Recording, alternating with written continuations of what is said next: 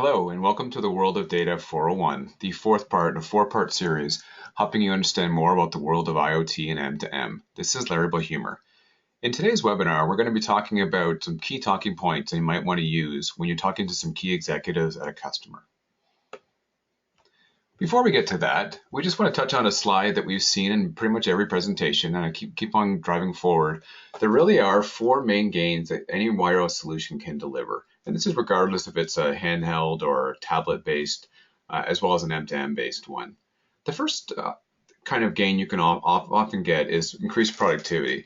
And this refers to the ability to give your teammates the ability to do more with less, such as by removing clerical functions or non-core functions from their roles, as well as giving them better access to information to make better decisions. For many customers, the idea of having a down interconnection is just not even feasible. They simply have to have that line up at all times, whether they accept orders or have vital information being transmitted at all times. And that's when using cellular as a backup to your mainline connection provides a much better level of redundancy. Your assets, whether they be your important people or your important items out in the field, need to be tracked to be more efficient. So in terms of your items, by keeping track of your different things out in the field, you're able to actually have a longer life for them, as well as to reduce theft and damage. In terms of your people out in the field, by knowing where they are, you're better able to use them in a more efficient manner, as well as to keep them safe. And let's face it, it really is all about cost. So machine to machine tends to find ways to reduce both the CapEx and the OpEx cost for any business. Once you have that solution out in the field, it's very important to manage four different aspects of it. The first one is managing the SIM, or the cellular connection, assuming your device has one. The idea here is to make the device connectivity as well as its rate plan, and making sure that it has any kind of advanced features that it might need.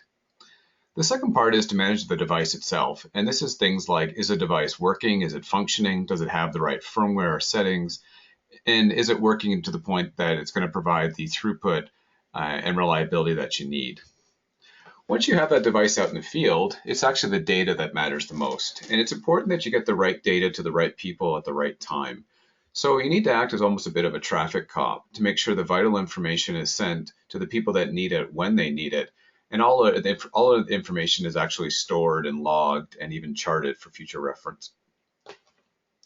In terms of the experience, what we're talking about here is your people's ability to take that information and see it in a format that actually allows them to take action. Whether it's a graph, a chart, a map, whatever it might be, they need the information in a quick and concise manner to be able to make a decision that they need to out in the field. So now let's focus on some of the people you might want to speak to within a company. Now let's start right at the top. You've got the CEO in the room. You got the big boss. Don't waste his or her time. The important part here is to focus on what matters most to them. They definitely are going to be concerned about the image or their brand of their company, so you want to focus on how an M2M solution can improve that. Obviously, shareholder value is going to be important, so you want to talk about how it can make the company more valuable. Things like risk and retaining key staff are also going to be important to them.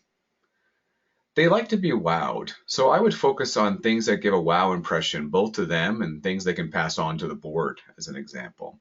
And you definitely want to focus on any solution that will give them a competitive edge and increase the productivity.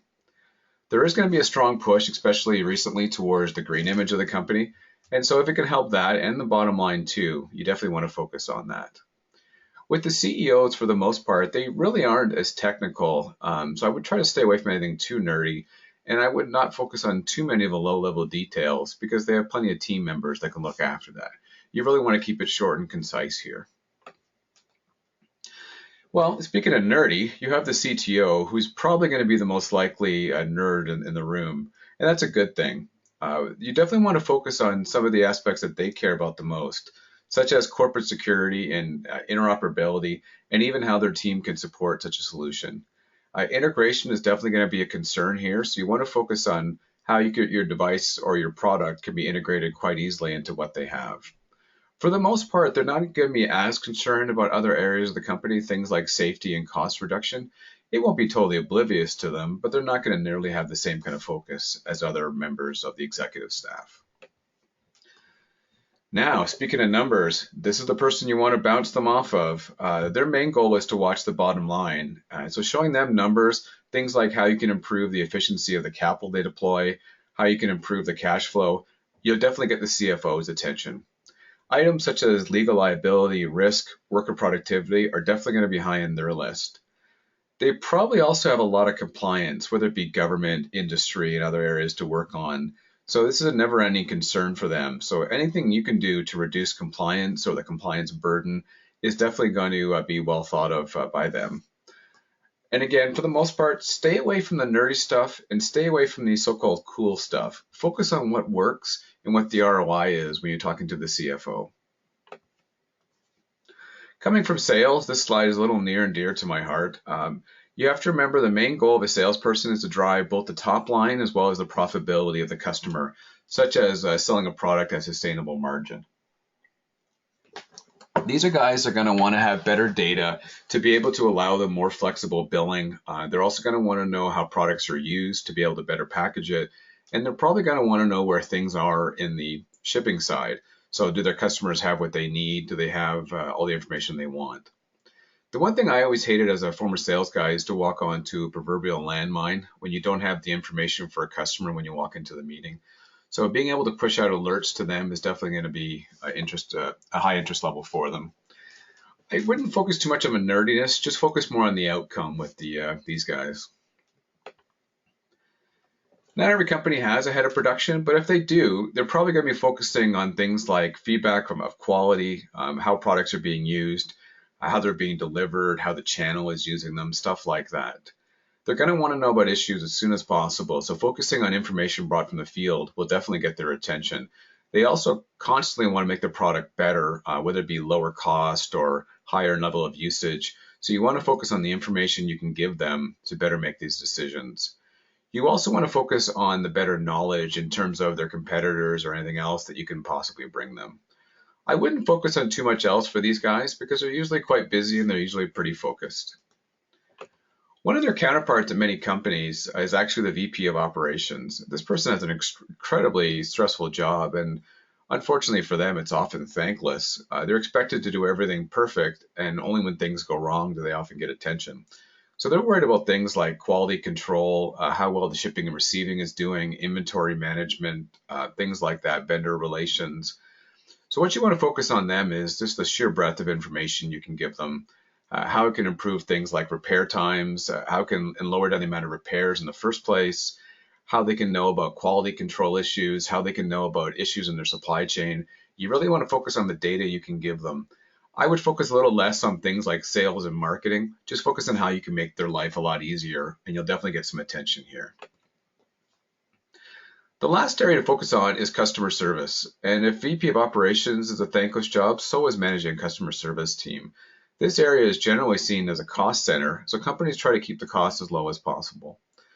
What you want to focus on is ways you can help them with their traditional metrics, things like first call fix and reducing calls, shortening the calls, things like that. They're definitely going to want to have an interest level in. So if you can give them better access to remote devices, they'll be able to actually get better information, make decisions, and even in some cases fix the issue on their own by a remote reset. This is going to help both their first call fix time as well as their call time in general, which will make them very happy. You also want them to be able to get the information that they see out to the field. So if they're seeing an issue on a certain product, by letting them know that that information is given to the engineers, they'll have a bit of comfort factor and probably buy-in, knowing that will definitely help reduce their calls down the road. I wanted to thank you for watching and listening to not only this webinar, but for all 4 parts of this series. We definitely look forward to having you join us for some future webinars, which we're going to be going over some verticals and key markets and applications in much more detail. Until then, this is Larry Bohumor. Thanks again.